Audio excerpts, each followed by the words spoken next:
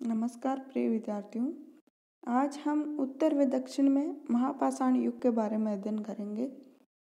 उत्तर व दक्षिण में महापाषाण युग के बारे में चर्चा करने से पहले हमें एक बिंदु पर चर्चा करनी है, वो है मेगालिथ।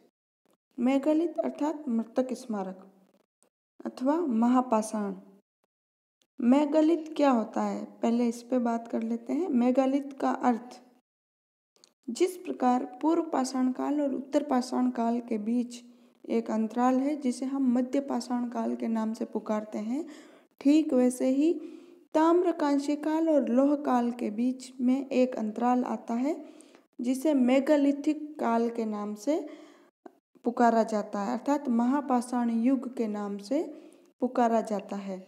यूनानी भाषा में मेगास और लिथोस कर्म से विशाल और पाषाण के अर्थ में प्रयुक्त होते हैं। इस प्रकार मेगालिथ विशाल पाषाण अर्थात महापाषाण का बोधक हुआ, परंतु पूर्व इतिहास में इस शब्द का एक अन्य विशेष अर्थ है। विंध्य के दक्षिणी क्षेत्र से प्रथम शताब्दी ईस्वी पूर्व के परवर्ती काल से संबंध बहुसंख्यक मृतक स्मारक अर्थात समाधियां मिले हैं जिन्हें मेगालिथ कहा जाता है। पूर्व इतिहास के अनुसार जो अमेगालिथ है वो मृतक समाधियां हैं। वहीं शाब्दिक अर्थ की दृष्टि से देखें तो मेगालिथ शब्द का अर्थ है महापाषाण। जिस काल में इन मेगालिथ समाधियों का निर्माण हुआ उसे मेगालिथिक काल की संज्ञा दी गई है। मेगालिथों के विभिन्न प्रकार। डॉक्टर विमल चंद्र पांडे ने मेगालिथों के विभिन्न प्रकारों का उल्लेख किया है, जो कि इस प्रकार है। सबसे पहले है शिष्ट समाधि, फिर पिट सर्किल, फिर कैर्न सर्किल, फिर dolmen, umbrella stone, hood stone, कंदराएं और मैनहीर। जो पहली है वो है शिष्ट समाधि। इस पद्धति के अंतर्गत ये जो शिष्ट समाधियां होती थी ये ब्रह्मगिरी कर्नाटक से प्राप्त हुई है। और इसकी विशेषताओं की बात करें, इनके निर्माण प्रक्रिया की बात करें तो इसके अंतर्गत सर्वप्रथम एक आयताकार खाई खोदी जाती थी, जिसका के आकार 6-7 फीट लंबा और 4-5 फीट चौड़ा व 6 फीट गहरा होता है। इस खाई में सर्वप्रथम फर्श पर एक पाषाण शिला रख दी जाती थी। ये जो खाई खोदी जाती थी इसके अंदर सर्वप्रथम एक आयताकार पाषाण शिला है वो रख दी जाती थी और फिर खाई के चारों दिशाओं में भी विशाल पत्थर हैं वो खड़े कर दिए जाते थे। इससे जो इसका आकार है वो संदूक नुमा बन जाता था। इसकी जो पूर्वी दीवार होती थी, पूर्वी दीवार जो चौड़ाई वाला हिस्सा होता था उसमें एक छेद बना दिया जाता था और इस छेद के बाहर अन्य पत्थरों की सहायता से आने का एक मार्ग भी बना दिया जाता था। इस प्रकार निर्मित संदूक नुमा जो खाई होती थी उस संदूक नुमा खाई का इस्तेमाल समाधि के लिए किया जाता था। समाधि में सबसे पहले हथियार, औजार, मृदभांड, आभूषण इत्यादि रख दिए जाते थे। इसके बाद इस सामग्री के ऊपर मृतक के अस्थिपंजर मुख्यतः मृतक के अस्थिपंजर हैं वो रखे जाते थे। ऐसा माना जाता है कि मृतक के शव को पहले खुले मैदान में रख दिया जाता था और जब वह मांसहीन होकर सूख जाता था तब उसके अवशेष समाधि में रख दिए जाते थे। अस्थि पंजरों के अवशेष रखने के बाद एक अन्य विशाल पाषाण से उस पत्थर नुमा जो संदूक होती थी उस संदूक को ऊपर से ढक दिया जाता था, बंद कर दिया जाता था। ऐसा माना जाता है कि एक शिष्ट समाधि में अन्य शवों के अवशेष रखने की भी प्रथा थी। नेक्स्ट है पिट सर्किल। इस प्रकार की समाधियां भी ब्रह्मगिरी कर्नाटक से प्राप्त हुई है। इसके अंतर्गत सर्वप्रथम 20-30 फीट व्यास का एक सर्किल बनाया जाता था, एक घेरा बनाया जाता था और फिर इस वृत्त के मध्य 8 से 12 फीट व्यास की 6-8 फीट गहरी वृत्ताकार खाई खोदी जाती थी। खाई की फर्श पर 4 विशाल पाषाण पट्टिकाएं हैं वो रख दी जाती थी। ये जो चारों ओर का घेरा है वृत्त, वो पत्थरों की सहायता से बनाया जाता था।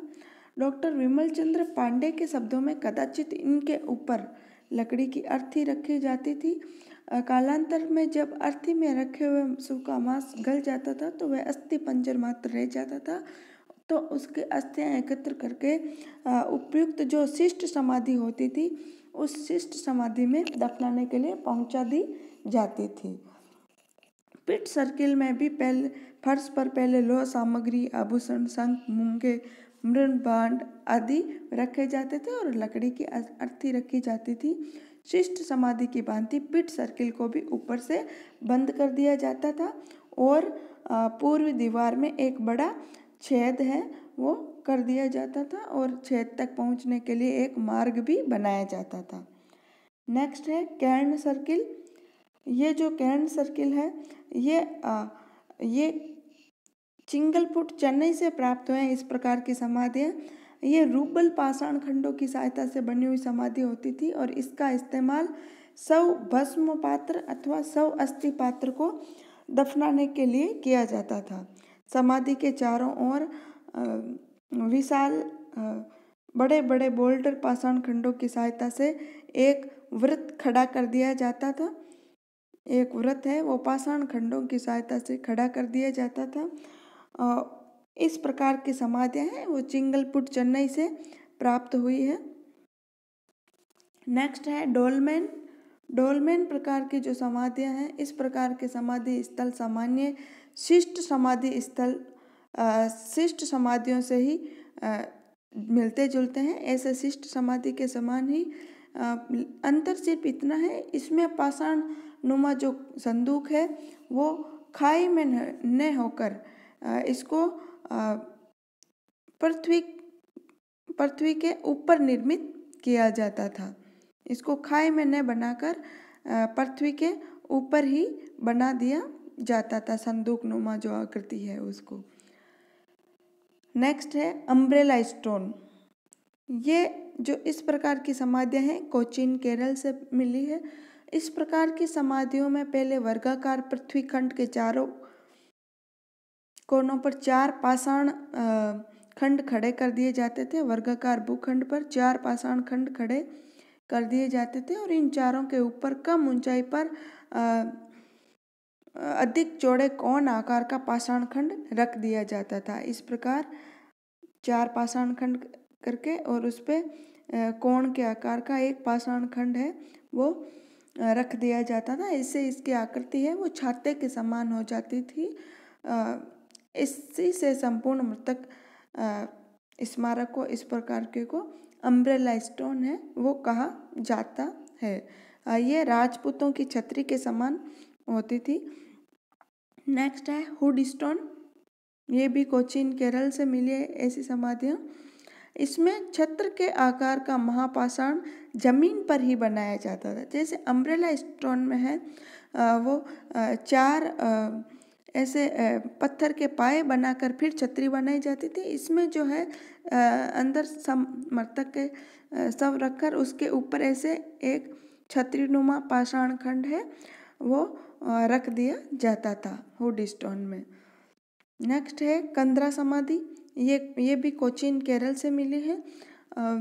इस प्रकार की समाधियों में पहले आयताकार खाई खोद ली जाती थी, फिर उसकी किसी दीवार के अंदर कंदरा बना दी जाती थी। किसी कंदरा के भीतर एक बेंच भी मिली है, किसी कंदरा में एक बड़ा स्तंभ भी पाया गया और इस कंदरा बनाई जाती थी जो आयताकार खाई के अंदर, इसमें शव या शव के अस्थि अवशेष रखे जाते थे। नेक्स्ट है मैनहिर या मोहिर। ये इस प्रकार की समाधियाँ कोचीन से ही मिली है। इसमें जो समाधि होती थी उसके पास ग्रेनाइट के एकास्म पत्थर का प्रयोग होता था। एकास्म स्तंभ है वो समाधि के पास रख दिया जाता था। ये ईसाइयों की कब्र की भांति ही होती थी। महापाषाण संस्कृति का काल निर्धारण। डॉक्टर विमल चंद्र पांडे के अनुसार मेगालिथ निर्माण काल निर्माण के काल का जो विषय विवादाग्रस्त है, परंतु ऐसा प्रतीत होता है कि प्रारंभिक मेगालिथ ईस्वी पूर्व 3वीं शताब्दी से लेकर ईसा की पहली शताब्दी तक निर्मित हुए। ब्रह्मगिरी के उत्खनन में उपलब्ध मेगालिथ यही सिद्ध करते हैं। इन मेगालिथों से ईसा पूर्व 3वीं शताब्दी से ईसा की प्रथम शताब्दी तक की सामग्री है वो मिली है। कोयम्बटूर जिले के सुल्लर नामक स्थान में एक मेगालिथ शिस्ट में अन्य सामग्री के साथ ईसा पूर्व 3वीं अथवा 2वीं शताब्दी की एक मुद्रा भी प्राप्त हुई है। पांडिचेरी के अरिकमेडु से प्रथम शताब्दी की सतह से मेगालिथिक मृणम पात्र है वो प्राप्त हुए हैं। कहने का अभिप्राय यह है कि इन मेगालिथों से ईसा पूर्व 3वीं शताब्दी से लेकर ईसा की प्रथम शताब्दी तक की सामग्री मिली है। इससे एक बात स्पष्ट है कि मेगालिथों को अधिक प्राचीन नहीं माना जा सकता। उत्तर भारत की महापाषाण समाधियाँ। उत्तरी गुजरात के दारापुट में एक महापाषाणिक संरचना है जो प्राचीन चैत्य हो सकती है। यह भी हो सकता है कि किसी कब्र को चैत्य में बदल दिया गया हो। कार्लाइल ने फतेहपुर सीकरी के पास अनेक संगोरा समाधानों का उल्लेख किया है, किंतु वे महापाषाणिक कब्रें नहीं है। मोटे तौर पर वे प्रस्तरों के आयताकार ढेर है जिनमें प्रस्तरों के ही छोटे समाधान कक्ष बने हुए हैं और इन कब्रों की छतें भी प्रस्तरों की ही है। कार्लाइल ने देवसा में महापाषाण समूह को देखा था। उन्होंने 4 प्रस्तर घेरों का उल्लेख किया है। एक घेरे के बीच उन्होंने एक प्रस्तर की बनी कब्र पाई थी।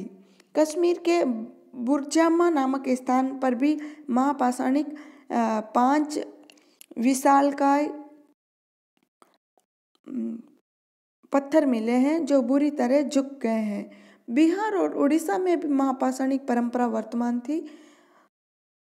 दक्षिण भारत की महापाषाणिक समाधियों के बारे में बात करें तो दक्षिण भारत में भिन्न भिन्न आकार प्रकार वाली महापाषाणिक कब्रों में शवों को दफनाया जाता था। कुछ लोग 2 या 3 कक्ष वाली कब्रों अथवा पत्थरों को काट कर बनाई गई कब्रों में दफनाते थे। समाधान है वो प्रमुख रूप से कलश और मिट्टी की एक बड़ी शव पेटिका थी। दक्षिण भारत में मुक्के वाली प्रस्तर कब्रों का काफ़ी प्रचलन था। ये कब्रें एक समान है, विशेषतः जहाँ तक कब्र द्वार को बंद करने वाले मुक्कों का संबंध है। इन मुक्कों का प्रयोग इसलिए किया जाता था कि कब्रों को ढकने और कब्र द्वार को बंद करने के बाद भी भेंट चढ़ाया जा सके और हड्डियों को निर्वसन किया जा सके। मृतकों को दफनाने की इस विधि को हरा और सूखा समाधान कहा जाता था, जिसमें शवों को तब तक के लिए छोड़ दिया जाता था जब तक मांस गल ना जाए और इसके बाद घरेलू कब्रों में हड्डियों को दफना दिया जाता था। पेरुंदुराई के निकट नलमपट्टी में 1, 2, 3 घेरों के बीच कुछ कब्रें पाई गई थी। इनके घेरे में विशाल पत्थर लगे हुए हैं। हैदराबाद और विशेषकर रायचूर और गुलबर्ग जिले में मार्ग रेखाएं पाई गई हैं। कोयम्बटूर में उखाड़ी गई कब्रों में समाधान कलश प्राप्त हुए हैं। समाधान कलश के ऊपर प्रस्तर खंडों का एक ढक्कन भी होता था।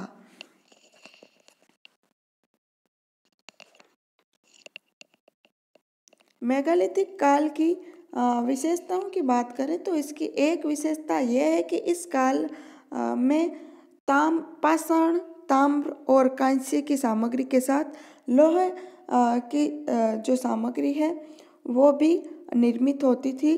दूसरी विशेषता यह है कि मेगालिथिक काल के बाद भी मेगालिथ का निर्माण होता रहा।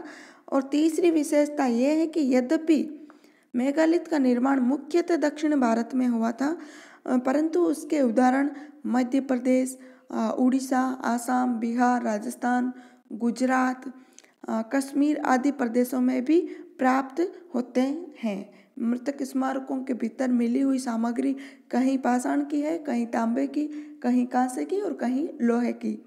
इस प्रकार प्रमुखतया मेगालिथ का प्रयोग समाधि के रूप में ही किया जाता था। तो ये वीडियो यहीं समाप्त होता। आज हमने उत्तर व दक्षिण भारत में महापाषाण युग के बारे में अध्ययन किया। जिसमें हमने मेगालिथिक अर्थात महापाषाण काल की समाधियों के बारे में विस्तृत अध्ययन किया। धन्यवाद।